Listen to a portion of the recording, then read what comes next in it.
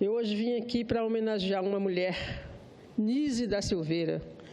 Pouca gente acho que ouviu falar dessa mulher, mas eu ando pesquisando a vida das mulheres, né, que fizeram história, para mostrar que mulher pode, que mulher sabe, porque nós estamos vivendo um momento muito difícil na vida das mulheres desse país. Mas antes de falar de Nise, eu quero falar de uma mulher também valente,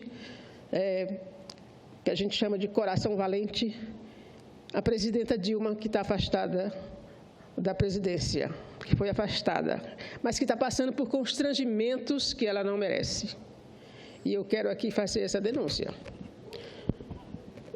Quando é o site de esquerda que anuncia, a gente até fica cauteloso e nem anuncia, mas agora estão dando os próprios jornais aí, jornalões acreditados, como Folha, como Estadão, estão também divulgando essas coisas. Então, veja bem, primeiro foi a barreira inquisitória que a gente ia visitá-la, passava por um interrogatório, demorava 10, 15 minutos, e isso foi testemunhado aqui pelo presidente e vice-presidente do Senado. Isso passou, agora a gente passa mais rápido lá, só se identifica e pronto. Depois vem a história do avião, proíbe o avião para a presidenta viajar.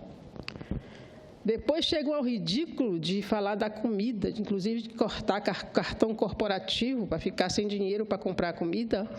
E depois divulgam quanto gasta com comida, como se fosse só ela a comer naquele palácio. Lá tem um batalhão de gente, lá aquilo é uma imensidão, tem bichos para cuidar, tem jardim, tem... Então, um monte de gente que mora ali. Então, a despesa de alimentação é alta. Agora tiraram o clipe de notícia, aquele caderninho de notícia que ia para a presidenta, foi tirado, né? E agora vem uma notícia que me deixou mais estarrecida. Quando ela foi para lá, ela escolheu 15 pessoas, servidores públicos, para ser assessores, o direito que foi dado a ela. Pois agora está dito aí, me parece que foi no Estadão, que ele vai trocar esses 15, porque ele está precisando dele, que o presidente interino está precisando dessas pessoas e vai botar lá pessoas da sua confiança. Vai botar lá carcereiros, só pode. Eu acho que precisa ser denunciado isso, ninguém pode aceitar uma coisa dessa, né? Então, eu acho que é um constrangimento, vai virar a Torre de Londres, como foi dito aqui, vão para lá para espioná-la, fazer ela sofrer para ver se ela renuncia, será que é esse o objetivo?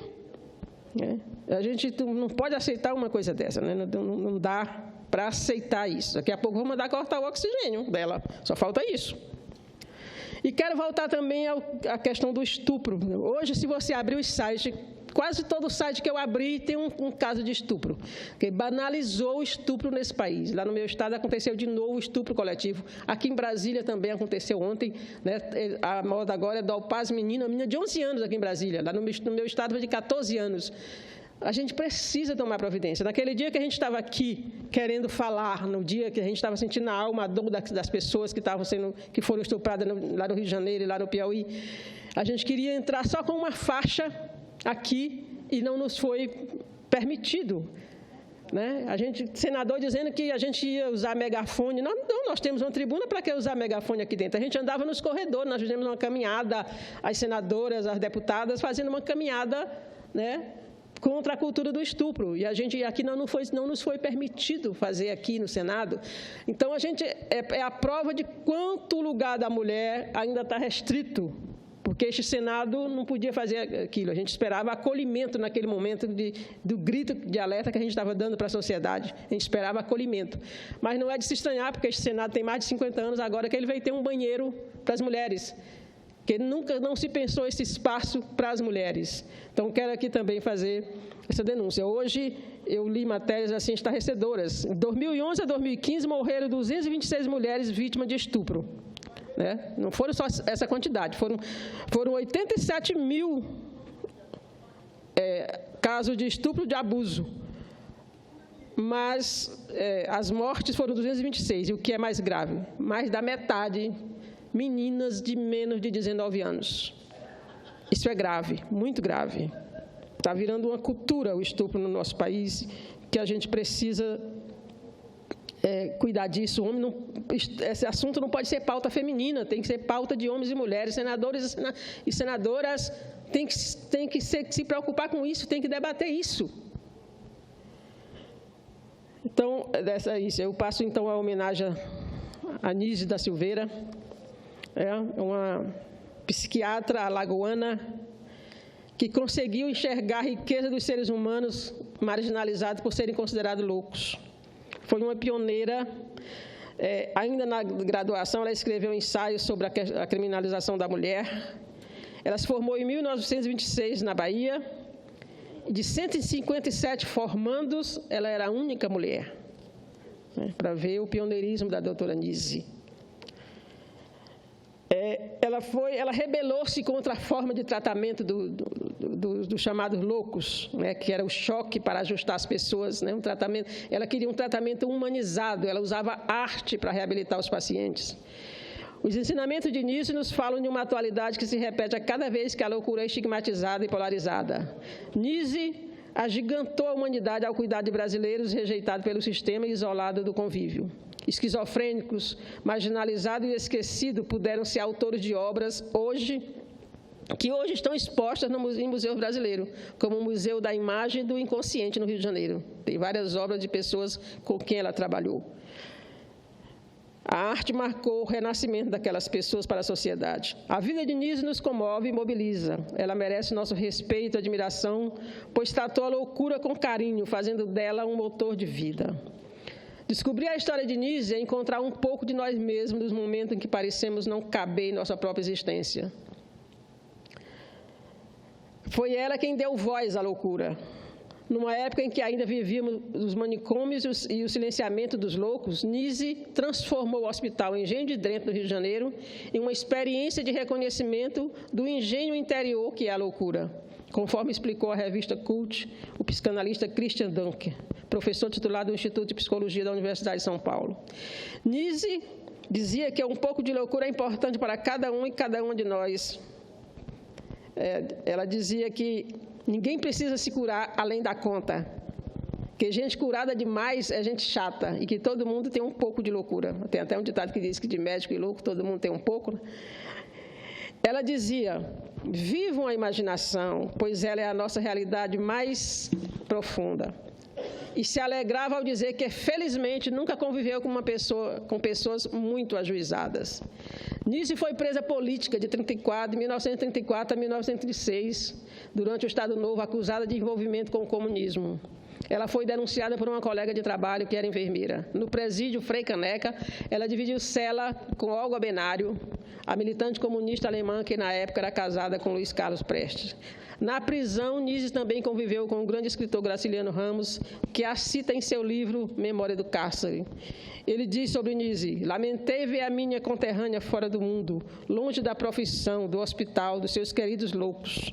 Sabia-se culta e boa. Raquel de Queiroz me afirmara a grandeza moral daquela pessoinha tímida, sempre a esquivar-se, a reduzir-se, como se a escusar-se a tomar espaço. Foi Nise que implementou a terapia ocupacional nos manicômios. Em 1944, a médica passou a trabalhar no Hospital Pedro II, o antigo Centro Psiquiátrico Nacional do Rio de Janeiro. Ela se recusou a seguir o tratamento da época, que incluía o choque elétrico, camisa de força e isolamento. E, ao dizer não, foi transferida como punição para o setor de terapia ocupacional do Pedro II, um espaço desprestigiado na época. Porém, essa transferência foi fundamental para a revolução que Nise provocaria na psiquiatria. Foi nesse setor do hospital que ela implementou, junto com o psiquiatra Fábio Sodré, a terapia ocupacional no tratamento psiquiátrico, usando a arte para tratar problemas graves de saúde mental. Nise também introduziu gatos e cachorros na rotina dos psicóticos, encorajando os pacientes a conviverem com os animais. E o resultado foi uma admirável promoção de afetividade com os bichinhos. Ela revelou as emoções dos esquizofrênicos, mostrando que o mundo interno do esquizofrênico, considerado inatingível até então, poderia ser acessado, revelando as emoções desses pacientes por meio das artes plásticas. Nise questionou os manicômios, mostrando que havia uma confusão entre hospital psiquiátrico e cárcere, com os pacientes tratados como presos, e fundou, em 1956, a Casa das Palmeiras, um lugar para o convívio afetivo e estímulo à criatividade dos psiquiátricos. A clínica ainda funciona em regime aberto, sem fins lucrativos, à base de doações. Nise apontou falhas na psiquiatria, contestou práticas e demonstrou soluções, dando novos contornos e sentidos aos tratamentos e às relações entre psiquiatria, psiquiatras e pacientes. Em seus 94 anos de vida, a alagoana publicou 10 livros e escreveu uma série de artigos científicos. Mais do que atual, Nise é urgente para a Sociedade Brasileira de Psiquiatria. Eu quero só recomendar também, eu li um texto na rede de um rapaz chamado Matheus, que ele, da sua residência, seu primeiro contato com o hospital, ele narra uma situação muito parecida ainda com o que se vê, com o que Nise contestou. Ainda hoje o tratamento é desumano nos hospitais psiquiátricos. Mas quem quiser conhecer Nise da Silveira, sem ler a sua biografia, tem um filme chamado Nise, o Coração da Loucura, com Glória Pires no papel de Nise. É um filme que está em cartaz, é importante, principalmente médicos, psiquiatras, assistirem esse filme para ver se humaniza mais o tratamento dos chamados loucos, né? O Matheus, no artigo dele, diz que lá na primeira contato dele com os doentes mentais, ele disse que a maioria eram as pessoas mais lúcidas com quem ele já conversou, né? Porque as pessoas foram falando e ele foi anotando. Então, é um artigo também interessante. Muito obrigada, senhor presidente.